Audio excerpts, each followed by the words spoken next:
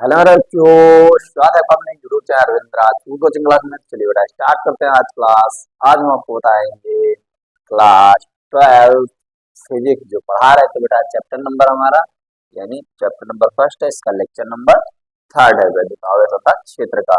जो लोग मेरे चैनल पर नए हैं बेटा, चैनल से जुड़ना चाहते हैं तो मेरे चैनल को सब्सक्राइब कीजिए, साथ में बेटा बेल आइकन को जरूर प्रेस कीजिए, क्योंकि इसमें आप ही का फायदा है। जब हम वीडियो को अपलोड करेंगे तो रैपिड फायर की तरह आपको नोटिफिकेशन मिलेगी। अगर आप पुराने स्टूडेंट हैं तो वीडियो को ज्यादा शेयर करिए अपने फ्रेंड सर्कल में। तो बेटा टाइम ना वेस्ट करते हुए स्टार्ट करते हैं आज की क्लास। टॉपिक दिख रहा होगा, क्या लिखा है? बलों लिखा लिखा है बेटा, बलों के अध्यारोपण का सिद्धांत। बलों के अध्यारोपण का सिद्धांत नहीं दिख रहा है तो बताइए, बलों के अध्यारोपण का सिद्धांत ये अब दिख रहा है। चलिए चलिए बताते हैं बलों के अध्यारोपण का सिद्धांत क्या होता है। सबसे पहले इसमें दे दिया गया है, ये ग्राफ समझा देते हैं, जिसमें हमने एक एक्स एक्सिस लिया है, एक वाई एक्सिस लिया है। क्या लिया है? ये हमारा एक्स अक्ष होता है, ये हमारा क्या होता है? वाई अक्ष होता है। बीच में एक लड़का खड़ा है, इधर एक लड़का खड़ा है जिसका नाम दे दिया हमने Q1। कौन है? Q1 है, एक नाम है Q1। ठीक है, ये लड़का है Q1, सबसे घर का छोटा लड़का है। ठीक है, तो हम क्या है, घर का सबसे छोटा लड़का है। ठीक, आज ये बात मुझे समझिएगा हम क्या बताना चाह रहे हैं। ठीक है बेटा, तो ये सबसे घर का छोटा लड़का है, तो जो आता है तो इसको मार के चला जाता है। मारता नहीं, जैसे मम्मी आई कहीं बेटा ये कोई काम नहीं करता है, इस मम्मी ने क्या कहा, ये कोई काम नहीं करता है, तो इसको दो थप्पड़ लगा देंगे, मतलब बड़ी तेज से फोर्स लगा देंगे। ठीक है, ये हमारा Q1 हो गया। अगर ये हमारा बेटा हमने Q1 लिया है तो इसके जो बीच की दूरी हो जाएगी हमारी R1 हो जाएगी। क्या हो जाएगी बेटा? R1 हो जाएगी। क्या होगी? R1 हो जाएगी। ठीक है, वेक्टर R1 हो जाएगी। चलिए चलिए इस बात की फिर अगला, इधर हमने क्या ले लिया, एक ये हमने ले लिया Q3 ले लिया, ये ले लिया Q3 ले लिया। देखिएगा, ये Q3 ले लिया। क्या ले लिया? Q3। Q3 इसका भाई था। ठीक है, ओके बेटा, दिख रहा होगा। ये हमने लिया है Q3 लिया है। क्या लिया? Q3। अगर ये हमारी Q3 है तो ये क्या हो जाएगी? वेक्टर R3 क्या हो जाएगी? वेक्टर R3 हो जाएगी। Q3 ने सब कुछ जो ये Q1 है इसके ऊपर सब बल लगाते हैं, तो इधर Q3 है, कौन सा बल लगेगा? F वेक्टर F1 3 बल लगेगा। कौन सा लगेगा? वेक्टर F1 3 लगेगा। देखिए इसे ये Q1 है, समझा रहे हैं, इसी ग्राफ में समझा रहे हैं। चलिए अलग बना रहे हैं, टाइम वेस्ट होगा, इसी में समझा देते हैं। ओके, इसी में समझाते हैं, मतलब ये यहाँ पर Q1 है। क्या है बेटा? Q1 है। ठीक है, तो इसके ऊपर इधर का जो हमारा ये बल लगे, क्या लगेगा? R1 लगेगा। ये वाला जो हमारा इधर से ये बल आ रहा है, यानी इसकी दूरी ली R1, इस पे बल कौन सा लगेगा? F1 बल लगेगा। कौन सा? यानी Q1 पे पहले हमारा बल लग रहा है ये F1, फिर ये क्या लग रहा है इधर Rn। ये हमने क्या लिया? Rn ने जो सिंबल लगाया, किसने? Rn। Rn यानी Rn हो जाएगी, ये दूरियां हैं, और उस पर जो ये बल लगे रहे हैं F1, F1n, F12, F13, ये इस पे तीनों क्या है? जो बल लग रहे हैं। क्या लग रहे हैं? बल लग रहे हैं, यानी सब इसको डांट रहे हैं, कहते हैं कोई काम हम नहीं करता है, इसीलिए। ठीक है, R1 लिए दूरी तो यहाँ पे Q1 हो जाएगा। ठीक है, Rn लिए तो Rn लिए तो इस पे बल कौन सा लगाएगा? Qn, तो बल कौन लगाएगा? F1 लगाएगा। कौन लगाएगा? F1 लगाएगा। अगर हम ये Q2 ले लेते हैं तो फिर बल कौन सा लगेगा? F12 लगेगा। क्या कौन सा बल लगेगा? कौन सा बेटा बल लगेगा? F12 लगेगा। अगर हम ये Q3 ले लेते हैं, Q3 ने इसको बल लगाया तो F1 वेक्टर F1 3 लगाएगा। ठीक है, क्या लगाएगा? वेक्टर F1 3 लगाएगा। तो यानी जो जितना बल होता है, ठीक है बेटा, अब बलों के अध्यारोपण का सिद्धांत मतलब आवेशों का ये निकाय एक सिस्टम होता है। उसी तरह ये क्या है? आवेशों के निकाय, आवेशों का निकाय भी इसको बोलते हैं। ये सिस्टम है, जितना इस पे यानी जो भी इस पे Q1 पे बल लग रहा है, ये सब क्या होता है? बराबर होता है, इसके योग बल के, बल के यानी सबके बराबर होता है। जो बल होता है वो सबके सबका जोड़ देंगे, योग इसके बराबर होता है। ठीक है, जिसपे बल लग रहा है Q1 पे जितना भी लोग बल आके इसको मार पीट रहे हैं, बल लगा रहे हैं, सबका योग बल F के बराबर होता है, ये कहने का मतलब है। ठीक है, समझ में आ गया होगा। आगे चलिए, कहा गया है, देखिए क्या कहा गया है, बताते हैं। देखिए बेटा, कि कहते हैं इस नियम के अनुसार किसी बिंदु पर अन्य सभी आवेशों के कारण, यानी किसी बिंदु आवेश पर यानी Q पर अन्य सभी जितने आवेश हैं, देखो अन्य सभी आवेश, अन्य सभी आवेश के कारण लगने वाला बल, यानी अन्य सभी जो आवेश हैं उनके कारण लगने वाला बल, लगने वाला बल,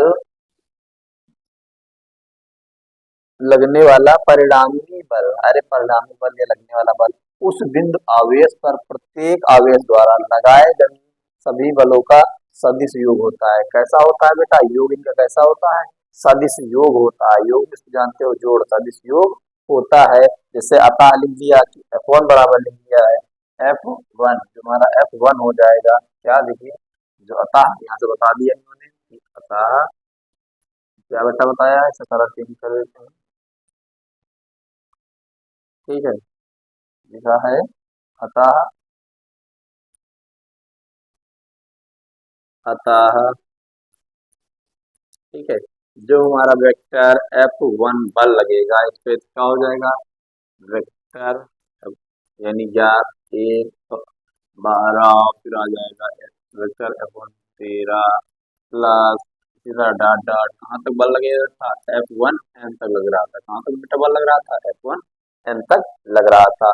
आगे बेटा बताया गया है, माना किसी निकाय में N आवेश है, यानी जिसमें आवेश माने गए कितने आवेश है बेटा, N आवेश है। कितने आवेश हैं, N आवेश हैं, N आवेश हैं। ठीक है, तो Q1 Q2 Q3 Q dot dot Qn1, तो कहाँ से Q1 Q2 बहुत सारे इसमें लगा सकते हैं, तो मैंने बस लास्ट वाला क्या ले लिया, Qn ले लिया, यानी Qn।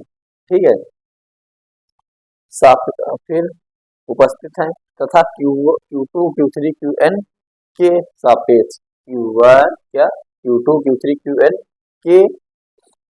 के सापेक्ष, Q1 के सापेक्ष स्थित सदिश, सदिश कौन से हैं, जैसे Q1 है तुम्हारा कौन, तो R1 हो जाएगा, और Q2 है तो क्या हो जाएगा, R2 हो जाएगा। जब Qn लगेगा तो इसकी दूरी क्या ले लेंगे बेटा, Rn ले लेंगे। ठीक है, Rn ले लेंगे, तथा Q1 पर अन्य सभी आवेशों द्वारा लगने वाला वैद्युत बल, Q1 पर यानी अन्य सभी आवेशों द्वारा लगने वाला बल।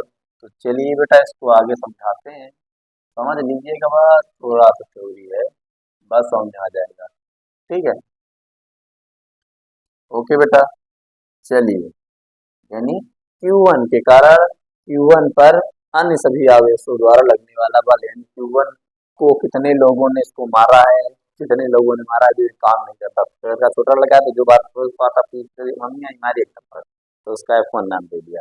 दूसरे F1 F12 दे दिया, दूसरे हैं भैया हैं वो मारे, बाप पापा हैं वो मारे, बदतमीजी कर रहा था, यानी बदतमीजी कर रहा है इसलिए मारे, तो छोटा है तो सब लोग उसको मार रहे हैं, तो इसके कारण यानी जितने हैं, जितना भी बल है, यानी Q1 के कारण, Q2 के कारण, Q3 के कारण, सब Q1 पर ही फाइंड कर देंगे। ठीक है, चलिए तो यहाँ से बताया गया है, देखिए जैसे F1 पहले हमने निकाला, F12 के कारण Q1 पे निकाल रहे हैं, किसके कारण, F12 के कारण, आपने गुलाम का नहीं पढ़ा था, 1/4 पाई एप्सिलॉन नॉट।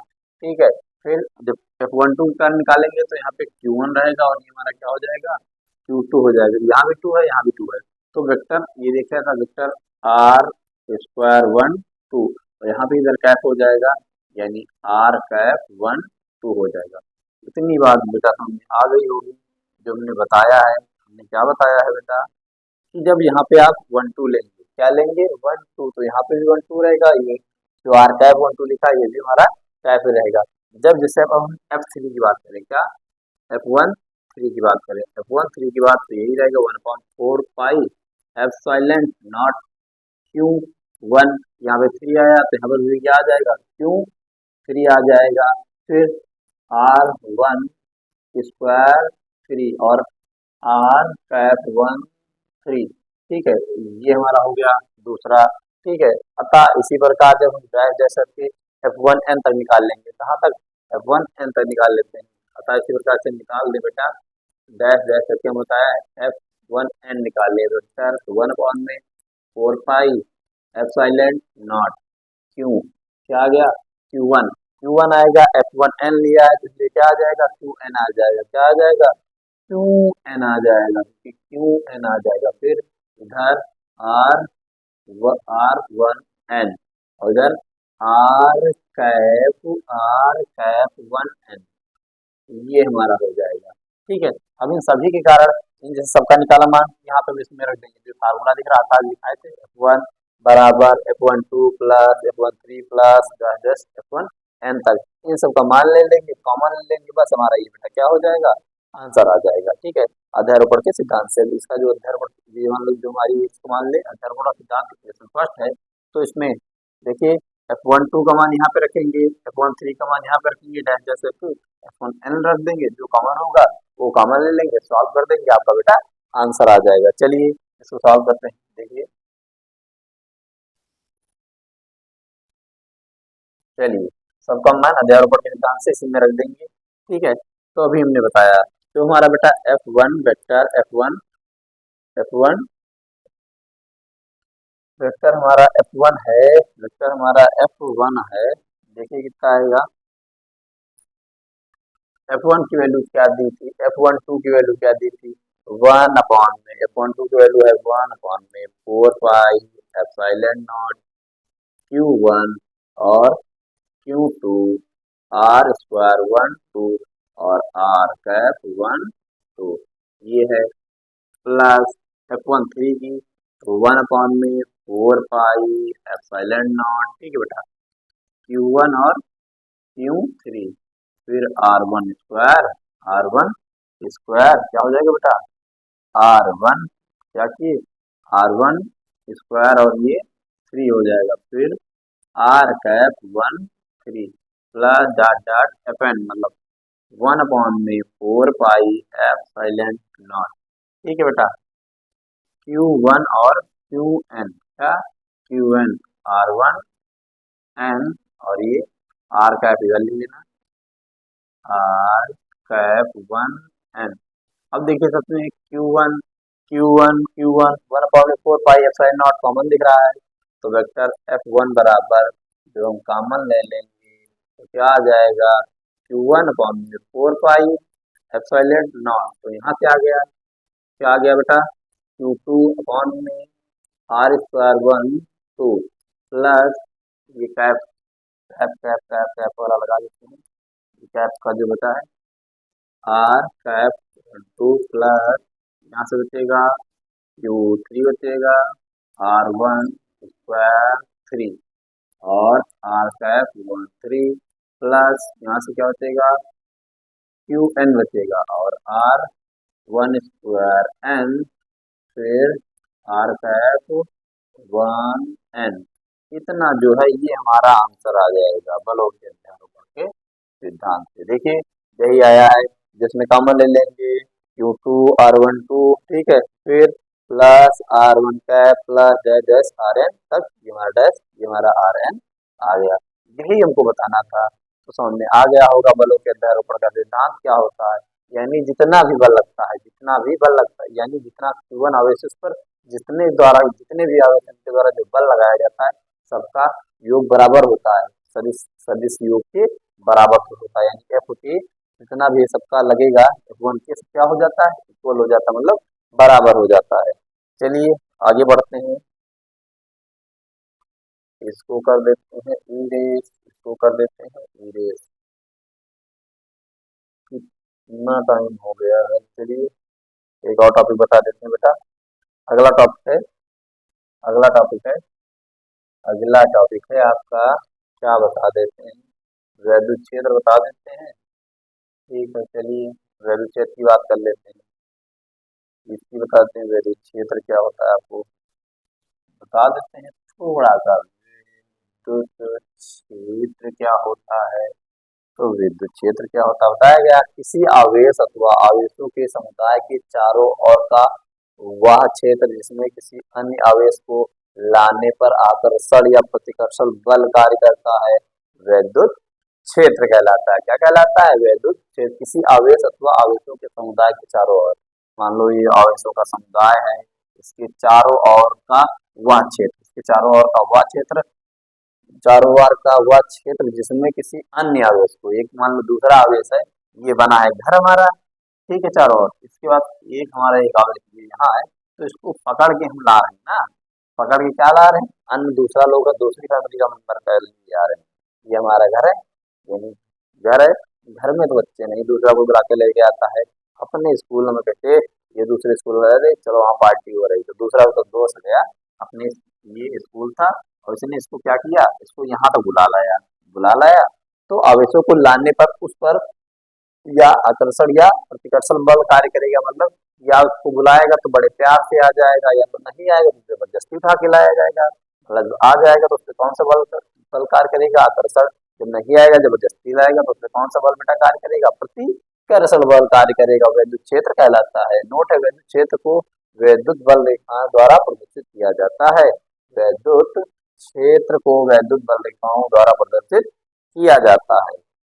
तो ज्यादा लंबा वीडियो हो जाएगा थोड़ा सा, तो आज के लिए बेटा इतना ही। अगर ये मेरी क्लास है तो वीडियो को लाइक कीजिएगा, अगर आप चैनल पर पहली बार आए तो सब्सक्राइब कीजिएगा, साथ में हमें कमेंट करके जरूर बताएं आपको वीडियो कैसी लगी। तो बेटा मिलते हैं नेक्स्ट क्लास में, वीडियो देखने के लिए धन्यवाद, thanks for watching this video.